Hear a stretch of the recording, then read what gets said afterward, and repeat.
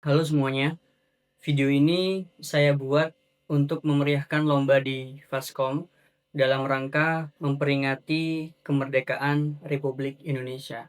Dengan tema yang udah ditentuin, yaitu jika saya menjadi presiden. Oke, kita mulai. Pertama, dan ini menjadi hal yang sangat-sangat penting. Saya tidak akan menjadikan Gibran sebagai wakil presiden saya.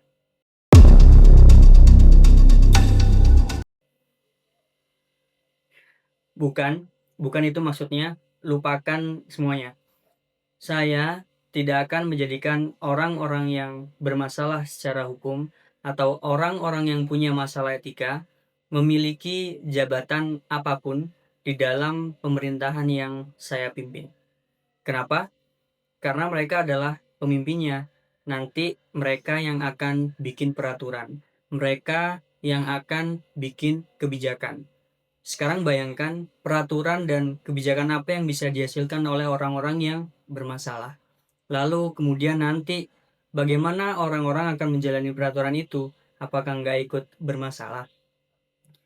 Kalau ikan kepalanya udah busuk, maka hanya tinggal menunggu waktu. Kemudian untuk tangannya, badannya, kakinya, semuanya akan ikut.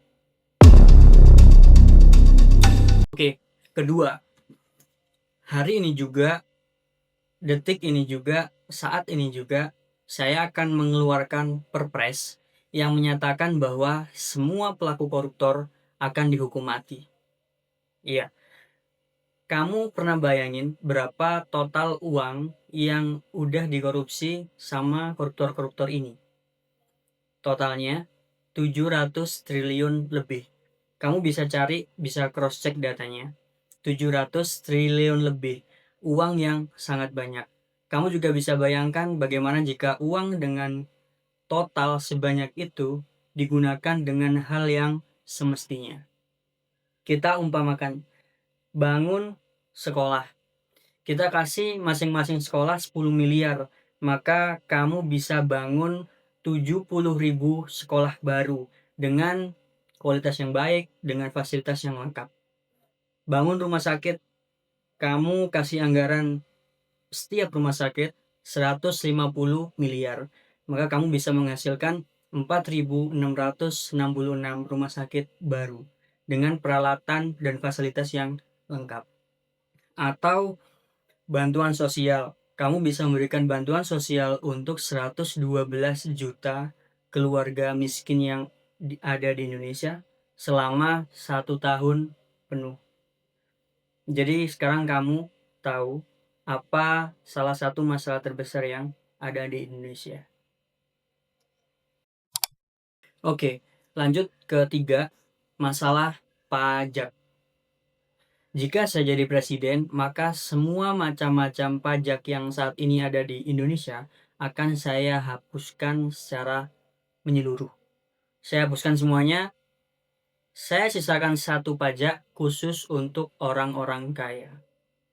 Coba pikirkan sekarang di hidupmu apa yang tidak dikenakan pajak.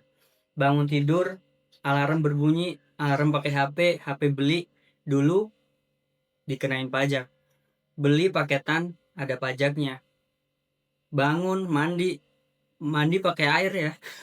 Terus bayar PDAM, ada pajaknya. Rumah yang kamu tempati, ada pajaknya. Gaji yang kamu terima, ada pajaknya. Bonus yang kamu terima dari kantormu, ada pajaknya. Semuanya kena pajak.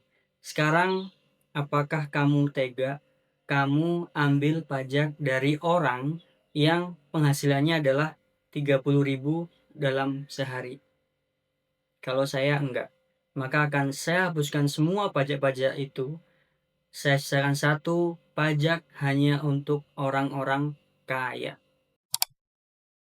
Lanjut yang keempat, kekayaan alam. Semua kekayaan alam yang ada di Indonesia akan dikelola oleh negara dan seluruh keuntungan daripada pengelolaannya akan dikembalikan ke rakyat.